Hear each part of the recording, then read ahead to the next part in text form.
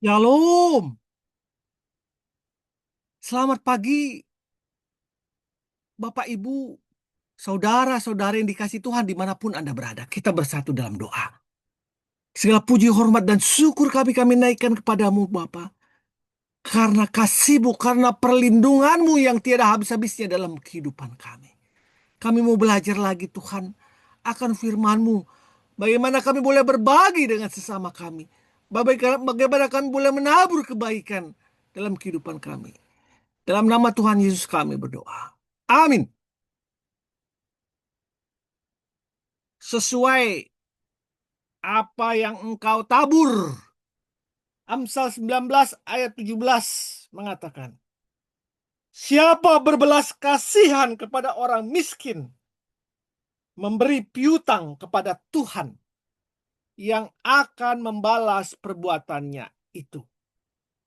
Siapa yang berbelas kasihan kepada orang miskin, memberi piutang kepada Tuhan yang akan membalas perbuatan itu.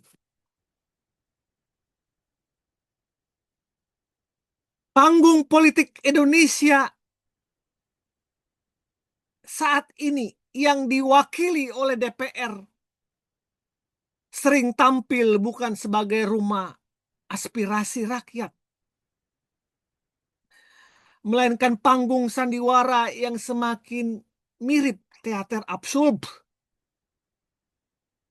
Alih-alih menghadirkan kebijakan yang menyejukkan publik dan berpihak kepada publik yang tengah dihimpit beban ekonomi dan kekecewaan, justru yang muncul komentar-komentar nyeleneh dari para anggota yang membuat rakyat geleng kepala dan tersakiti. Inilah hal-hal buruk yang ditabur oleh anggota DPR selama ini dan akhirnya berbuah dengan gejolak sosial ekonomi yang meluas pada akhir Agustus ini. Roda ekonomi melambat dan sejauh ini 7 warga meninggal di tengah insiden yang terjadi.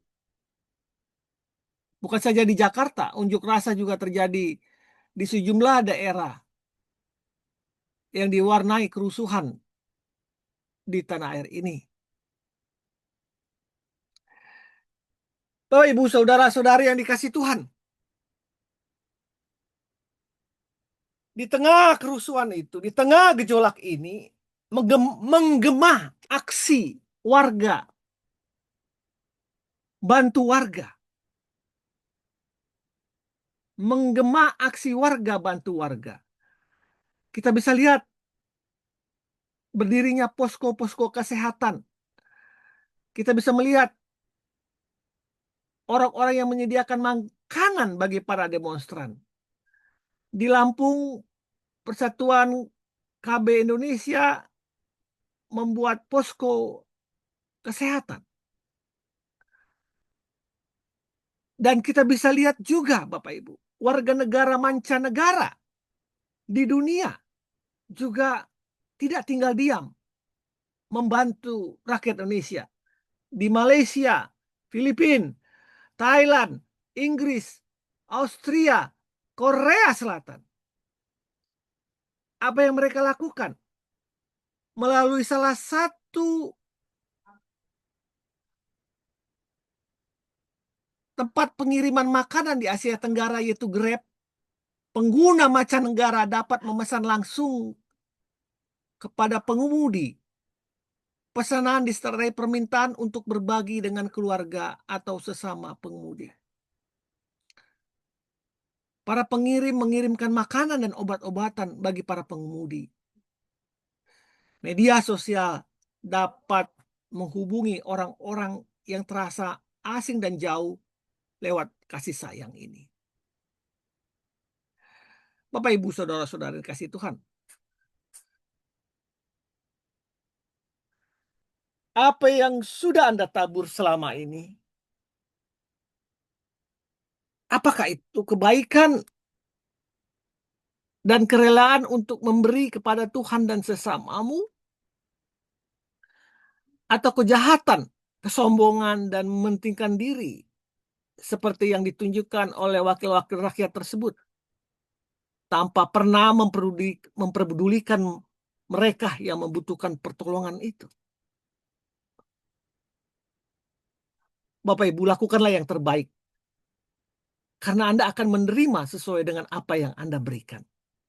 Firman Tuhan dengan jelas tadi mengatakan, siapa yang berbelas kasihan kepada orang-orang miskin, memberi piutang kepada Tuhan, yang akan membalas perbuatannya itu. Lakukanlah yang terbaik, karena Anda akan menerima sesuai dengan apa yang Anda berikan. Anda akan menerima dari Bapa Surgawi yang telah memberkati Anda selama ini. Mari kita bersatu dalam doa. Bapa, syukur bagimu Tuhan yang senantiasa mengingatkan aku akan apa yang seharusnya aku lakukan. Ajari aku Tuhan untuk lebih peka. Ajari aku Tuhan untuk lebih empati dan bersyukur Tuhan. Akan keadaan sekelilingku. Akan keadaan diriku. Dan orang-orang di sekitarku. Ampuni Bapa kalau aku masih sering tidak empati. Bahkan menahan pemberian yang baik. Bagi engkau dan bagi sesama. Dalam nama Tuhan Yesus. Putramu aku berdoa. Amin. Pemberian-pemberian kecil yang dilakukan dengan belas kasihan dan pengorbanan bisa mendatangkan hal-hal besar yang membuat kita takjub. Selamat pagi, selamat berkarya. Tuhan Yesus memberkati kita semua. Amin. Amin. Amin. Amin.